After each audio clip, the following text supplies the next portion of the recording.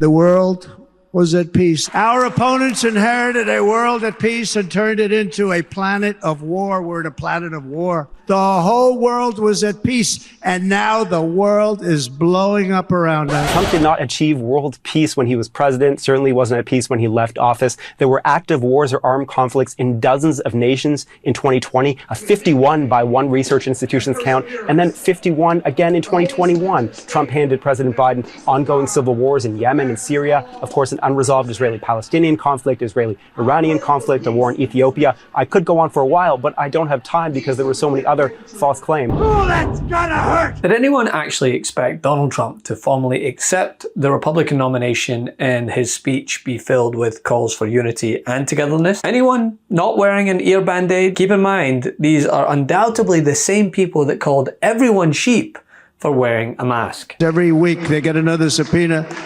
from the Democrats, crazy Nancy Pelosi, the whole thing, just boom, boom, boom. It was, of course, the same old Trump, a speech marred with alarmist language and a fire hose of false claims, many of which wouldn't take an expert to fact check, right? Others, well, it keeps CNN's Daniel Dale in a job, and he does it well. So it just went on and on and on in terms of falsehood, just like the speech went on and on and on itself. Jake? Now, before we rip into the former president turned convict, let's cut him some slack first, right? I mean, if you're the main attraction having to follow up powerhouse speeches like this, then I'm sure you'd be a bit nervous about getting on there. Bottom line, to every single thing that's going on in this great country today is one thing. We become totally unhinged if Donald Trump is not elected in November. When they took a shot at my hero and they tried to kill the next president of the United States, enough was enough. And I said, let Trumpomania run wild, brother. Let Trumpomania rule again. Let Trumpomania make America great again. After this, you know what I said to a mate? Imagine waking up from a 10-year coma and tuning into Hulk Hogan delivering a speech endorsing Donald Trump for a possible second term. I mean, you'd ask to go back under, right? So I gave his speech a D. It started out great, but then he went into mistruths and grievances and attacks, and it just totally contradicted itself in terms of what he wanted to achieve with unity. But anyway, as the time finally arrived, what took place was nothing short of a train wreck. Honestly, it was abysmal. And if there's one thing you'd at least expect from a speech in front of your most rabid cult followers who will applaud you at anything you say, you'd expect enthusiasm. But instead, what took place was a meandering, low-energy, hate-filled speech for the ages. Almost $800 billion. I said, I'm going to take a little of that money because this is an invasion. And the next day I was called by everybody. I couldn't take all the calls. Sir, what's the problem? I said, you won't take your killers back that you sent in caravans into America. You won't take them back. The late, great Hannibal Lecter. He'd love to have you for dinner.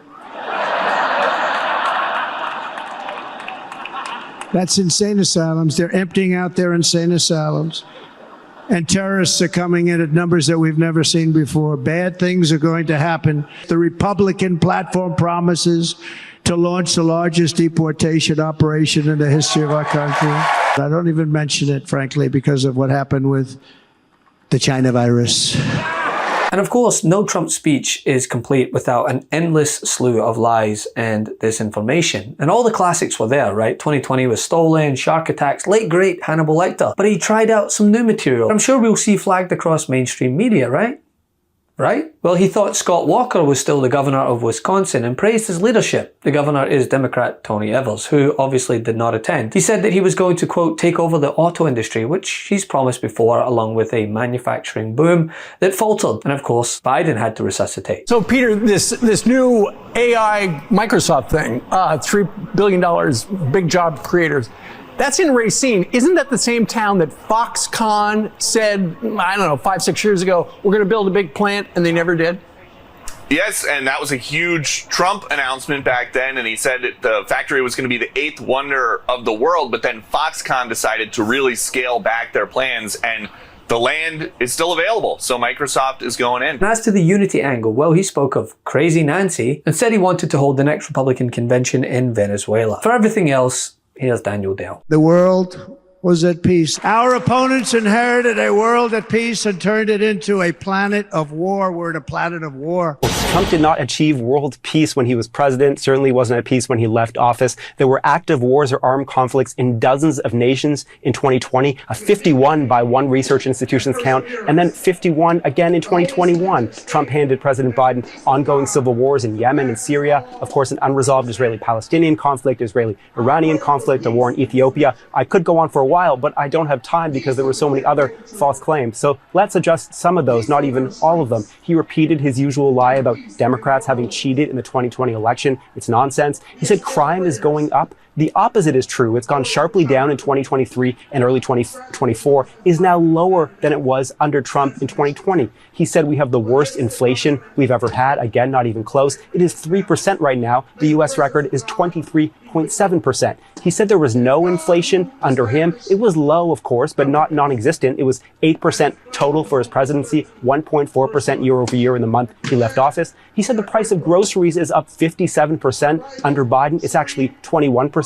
He said Democrats are proposing to quadruple people's taxes. That is imaginary. He said his tax cut was the largest in American history, not even close again. He said the Biden administration does nothing to stop migrants. Well, the administration tried to get Congress to pass a bill to tighten the border, and after Trump himself helped to kill that bill, Biden took executive action to tighten the border.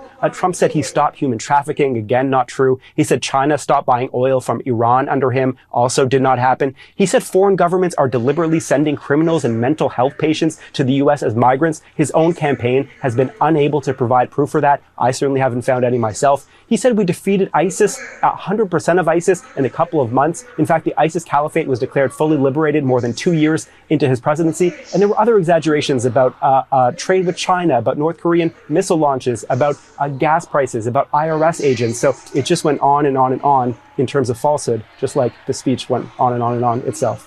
Jake? All right, Daniel Dale, thanks so much. And you could read more of CNN's fact checks at cnn.com/factsfirst. Quite a lot for Mr. Dale to handle there. There is one thing that I wanted to focus, right, that hardly anyone seems to have mentioned across mainstream media. He spoke of no actionable plans for his second term. Nothing. Which, of course, is likely down to them all being readily accessible in the Project 2025 doctrine for a theocracy under authoritarian leadership. She was given the responsibility of the border. I have Tom Homan lined up. Why won't you just take your issues to the American people? Why are you trying to hide your plans that are connected to Trump's Project 2025 publicly, but then you come to the House floor and you bring this extreme MAGA Republican voter suppression bill that is part of the blueprint of Trump's Project 2025. You can't fool the American people. They're smarter than you think. For someone that complains as much as he does about the problems that are rife in America, he offered no specific measures to counter or resolve them. The most specific he got was promising to roll back Biden administration efforts to combat climate change. So even his most specific policy isn't even a policy at all, it's just more destruction. It's indicative of the modern day GOP. They have no plans to build, just tear down. But these are the kinds of stunts you see from people who don't have a solution. Like,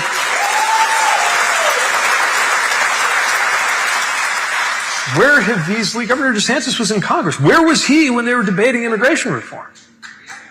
What have any of these people done to be part of the solution? So, I get if you're after attention. It's one thing to call attention to a problem. When you have a course of action, as some of the folks here speaking up about an issue, exercising their First Amendment rights have done, or in elected office. It's another to just call attention to a problem because the problem is actually more useful to you than the solution, and that helps you call attention to yourself. And as a great leader once said, it's easy to tear down a house. It takes more effort, intelligence, and execution to build one. The truth of the matter is actually Trump hasn't gotten a lot. He's torn some stuff down. There's no law that he's passed that is transformative in this country. He passed a tax cut to give away some more money to rich folks, which Republicans have been doing that for years. But you can't name a piece of legislation that he's done that has actually changed the country, even for his own constituencies. So it's always easier to tear down than build up. Love this video? Make sure you stay up to date on the latest breaking news and all things Midas by signing up to the MeidasTouch newsletter at MeidasTouch.com/newsletter.